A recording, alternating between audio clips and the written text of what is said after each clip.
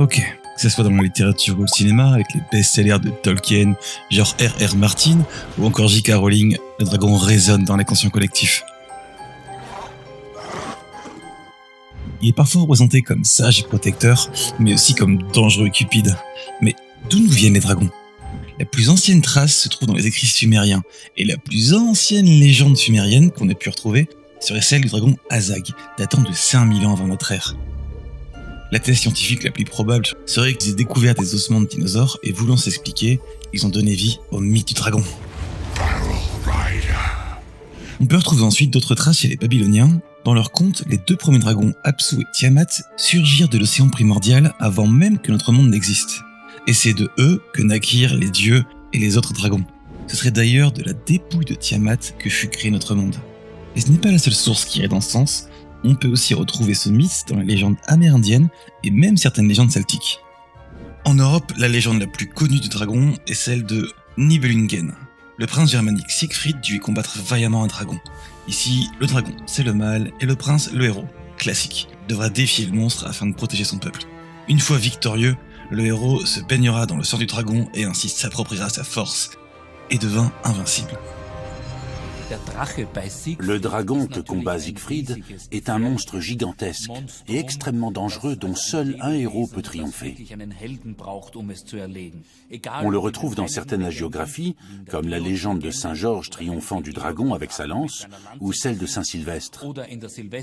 Dans l'Europe du Moyen-Âge, le dragon est le mal personnifié. Les Occidentaux voient dans le dragon un animal mythique terrifiant et cruel. Cet héritage de frayeur nous vient de la chrétienté, qui l'assimila vite aux démons et aux forces obscures. On peut d'ailleurs voir de nombreux tableaux d'anges maîtrisant des dragons. De manière générale, le dragon d'aujourd'hui crache du feu, vole et est couvert d'écailles. Mais on peut trouver des variants comme en Grèce qui l'assimilent à une chimère avec des ailes d'aigle, des griffes de lion et une queue de serpent. Dans les illustrations les plus anciennes du Moyen-Âge, le dragon ressemblait à un lézard ailé avec des serres et des queues de serpentine. Selon la légende, le dragon occidental est très intelligent, souvent doué de paroles et soumet volontiers les héros à ses énigmes.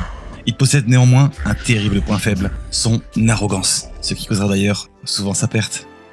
Dans les peuples nordiques par contre, le dragon symbolise la puissance. D'ailleurs Guillaume le Conquérant aurait orné ses proues de bateaux de dragons ailés avant d'aller conquérir l'Angleterre. Sachez que le dragon a fortement influencé notre représentation des dinosaures, au point où le dragon d'aujourd'hui tient presque plus du dinosaure que de sa forme originelle. Pour terminer, le mot dragon vient du mot grec drakon, qui vient lui-même du terme terkomai, qui veut dire fixer du regard, car le dragon voit tout et sondera jusqu'au tréfonds de votre âme. J'espère que ça vous aura plu, la chronique sur l'origine des dragons européens est déjà terminée, mais comme elle est un peu courte, je vous propose un avant-goût de la partie 2. Je sais pas encore si je la sors, mais si je vois qu'elle plaît massivement, promis, je vous la montre rapidement.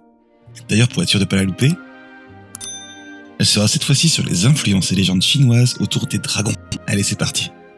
Faisant partie des 15 animaux sacrés de Chine avec le phénix Fangwang, la licorne Qilin, même si c'est plus un cheval avec une tête de dragon, et la tortue noire.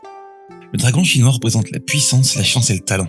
Dans le taoïsme, les dragons sont même considérés comme apportant bonheur et prospérité. Il fut le symbole des empereurs chinois pendant 2 millénaires et était coutume d'appeler l'empereur dragon. La légende raconte que l'empereur jaune Wang Di portait un blason en forme de serpent. À chaque fois qu'il conquit un nouveau territoire, il ajouta l'emblème de l'ennemi au sien.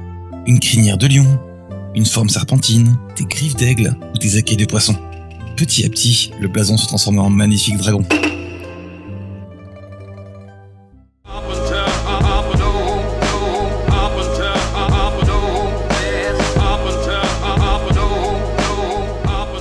Merci d'être resté jusqu'au bout, ça compte pour moi, ça montre que mon travail vous plaît. Si c'est le cas, n'hésitez pas à partager et à liker. Moi je vous dis des bisous, à bientôt, ciao.